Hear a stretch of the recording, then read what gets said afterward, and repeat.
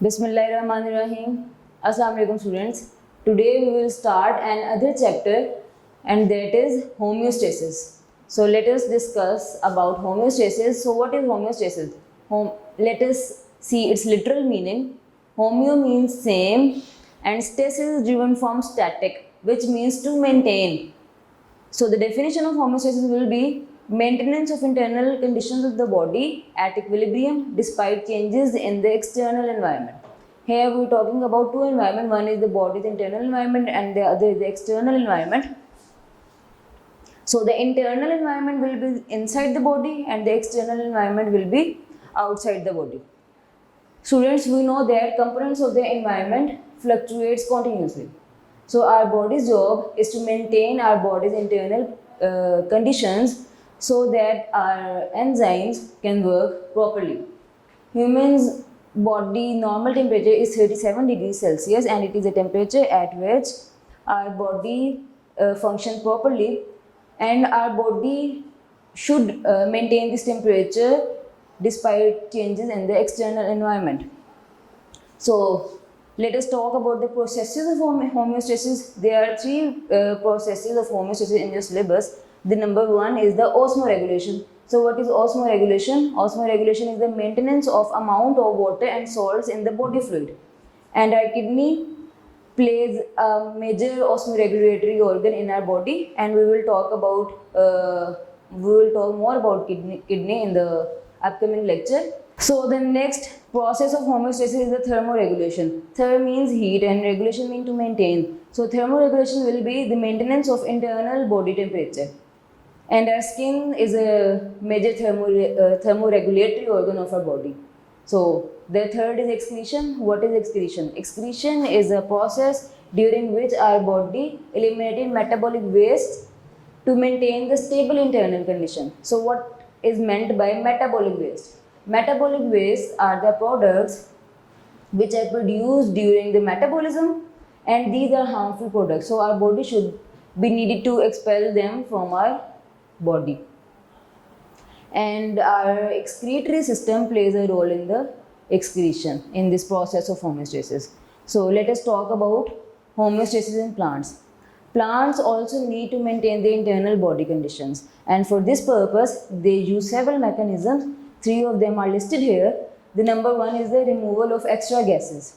And in case of living organisms, we always talk about the major gases that are carbon dioxide and oxygen. So how plants remove the extra gases? We know that carbon dioxide is produced during cellular respiration and it utilized in the photosynthesis. This all happens during the daytime, but what happens during the night when there is no photosynthesis occurring and there is no utilization of carbon dioxide? So the carbon dioxide during the night is in excess. So plants diffuses carbon dioxide through stomata during the night. So what happens about oxygen? Oxygen is a product of photosynthesis and it is utilized in the cellular respiration and produced in the mesophyll cells. What happens during the night? During the excess oxygen will be removed from the stomata through diffusion. Removal of extra water. How does extra water remove from the plant body? We know that plants absorb water from the soil, and water is also a byproduct during the cellular respiration. So how plants remove the extra water? We know about a process. We have learned about it in the 9th class, and that is transpiration. So what is transpiration? Transpiration is a loss of water from the plant surface through evaporation, and we know that this transpiration occurs mostly through the stomata. So excess water removes through transpiration, but it happens during the daytime. So what happens during the night when there is no transpiration? Because during the night most of the stomata are closed.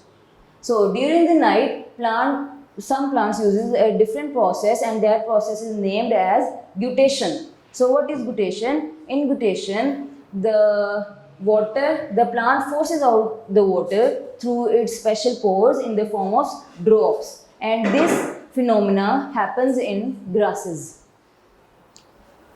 The third mechanism is the removal of metabolic waste. I have told you what are metabolic waste. So how plants remove its metabolic waste? Students, plants remove metabolic waste are deposits in the plant body, but these metabolic waste are harmless to the plant body. Some plants deposit these metabolic waste in the form of crystals, for example, in tomatoes. Other plants remove these metabolic waste when the trees or the plant body shed their leaves annually.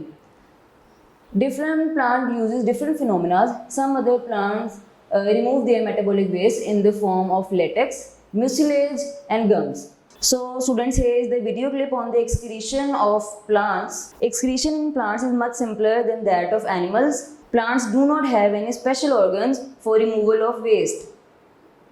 Gaseous excretory materials are eliminated by diffusion through the stomata. Many plants eliminate waste by its accumulation of waste in the vacuoles of the aging leaf cells. These leaves will eventually die and fall off, removing waste in the process. In some plants, waste products are stored as resins and gums in the old xylem, as you can see in the pictures. Have you ever noticed a sticky, milky or oily substance oozing out from the bark of trees? These are excretory products stored in the old xylem. Plants also excrete some waste substances into the soil around them. In some plants, waste is in the form of calcium oxalate crystal, and these called as raphides, and this happens in the tomatoes. These are needle shaped and therefore hurt and cause itching. For example, colocasia leaves and the outer skin of onion. Some plants' waste are very useful to the human being, such as rubber, latex, gums, resin, essential oils like eucalyptus or sandalwood oil. Some plants, rubber latex is used to produce gloves. The hard transparent resins are principally used for varnishes and adhesives, while the softer resins and gum resins contain essential oils are more largely used for therapeutic purposes and incense. So students, I hope you have understood this lecture. See you in the next lecture. Allah Hafiz.